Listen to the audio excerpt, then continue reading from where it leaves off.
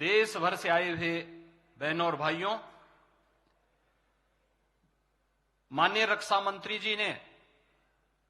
विकसित भारत, मोदी की गारंटी से संबंधित जो राजनीतिक प्रस्ताव भारतीय जनता पार्टी के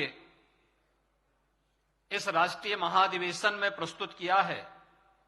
जिसका अनुमोदन माननीय वित्त मंत्री श्रीमती निर्मला सीतारमण जी ने यहां पर किया है। मैं भी इस प्रस्ताव के अनुमोदन के लिए यहां पर खड़ा हुआ हूं। हम सब जानते हैं, पिछले 10 वर्षों में पूरे भारत ने 140 करोड़ की आबादी ने एक नए भारत का दर्शन किया है। एक नया भारत, जहां पर भारत के हर नागरिक को दुनिया में सम्मान मिलता है, उसके पासपोर्ट की कीमत बढ़ी है। जिस भारत ने अपनी सीमाओं को सुरक्षित किया है, जिस भारत की आंतरिक सुरक्षा आज पूरी तरह सुरक्षित हुई है, जिस भारत ने सुशासन का स्वाद आजादी के बाद पहली बार जिस भारत में हर तबके को देखने को मिला है और गरीब कल्याण योजनाओं का लाभ बिना भेदभाव के, न जाति, न मत, न क्षेत्र, न भाषा, हर व्यक्ति को, वह गांव का हो, वह गरीब हो, किसान हो, नौजवान हो, महिलाएं हो, युवा हो,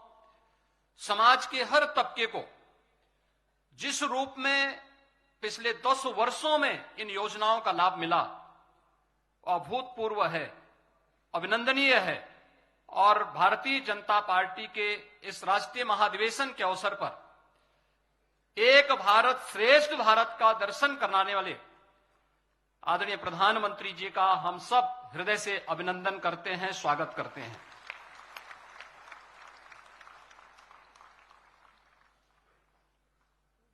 मैं चूंकि उत्तर प्रदेश से हूं,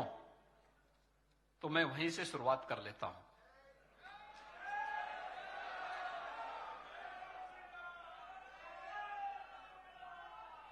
बहनों और भाइयों,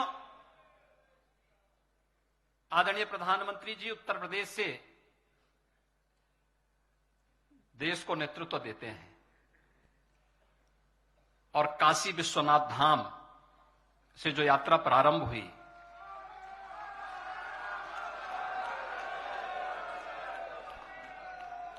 आज अयोध्या में प्रभु श्री रामलला अपने भव्य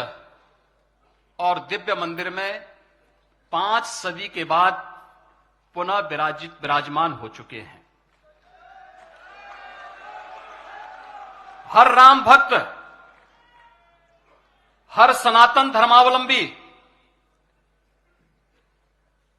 इस घटना से प्रफुल्लित है और भारत को इस दिन की प्रतीक्षा सदियों से थी। भाव विभोर करने वाला यह क्षण आज अयोध्या में देखा जा सकता है। 22 जनवरी को भी और 23 जनवरी को भी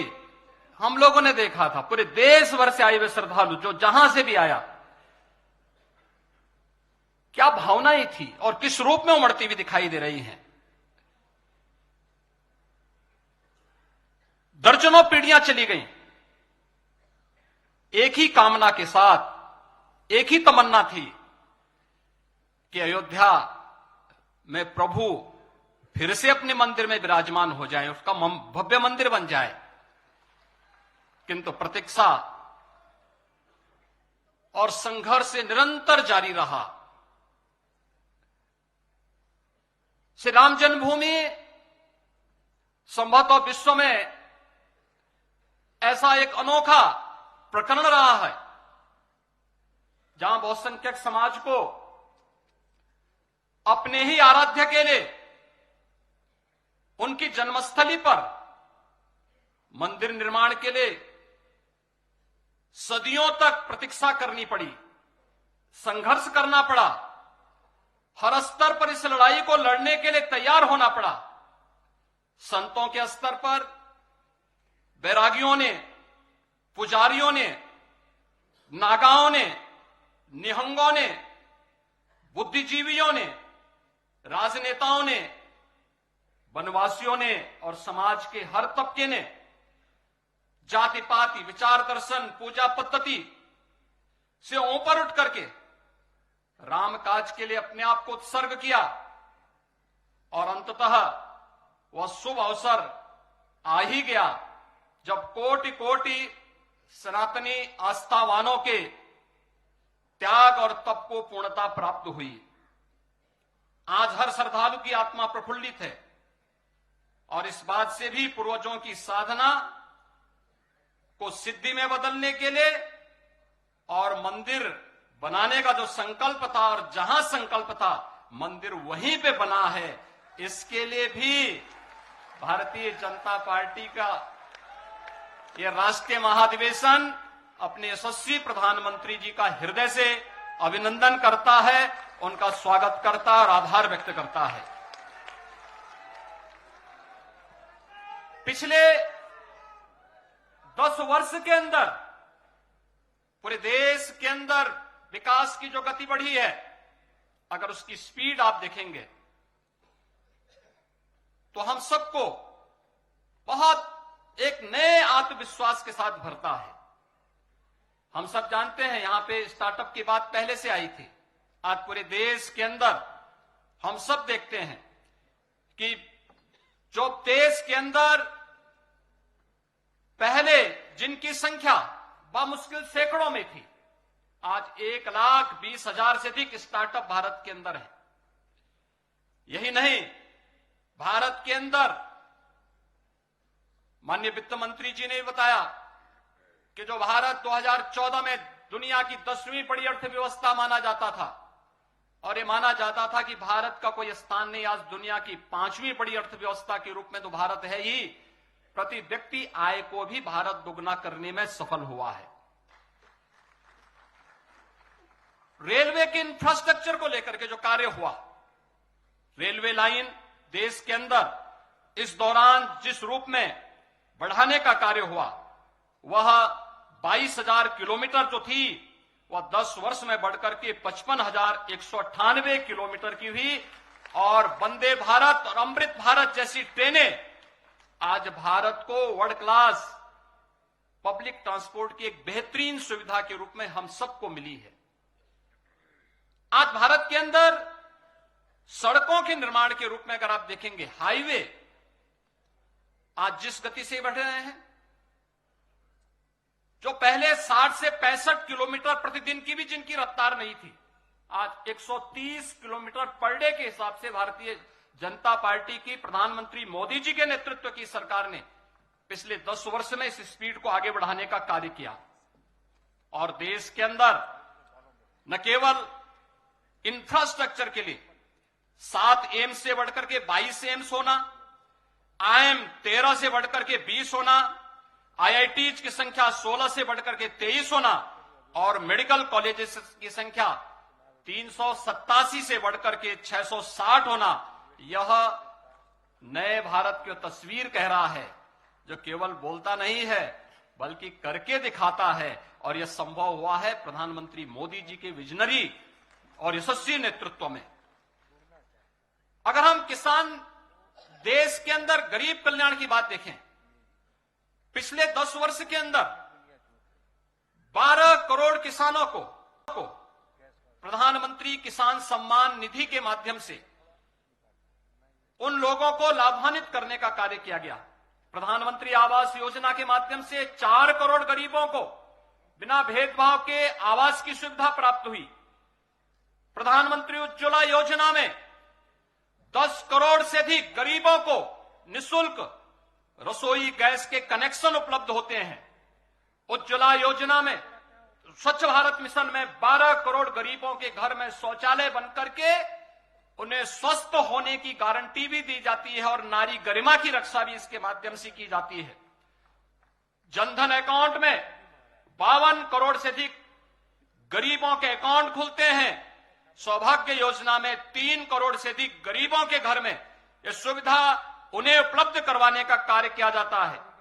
प्रधानमंत्री जीवन ज्योति बीमा में 19 करोड़ से अधिक, प्रधानमंत्री स्वनिधि योजना में स्ट्रीट वेंडर में 65 लाख से अधिक स्ट्रीट वेंडर। पहली बार गरीब पटरी व्यवसायियों के हित के बारे में किसी सरकार ने कार्य किया है, सोचा है और उसको प्रभावी ढंग से लागू करने का कार्य किया है। यह प्रधानमंत्री मोदी जी के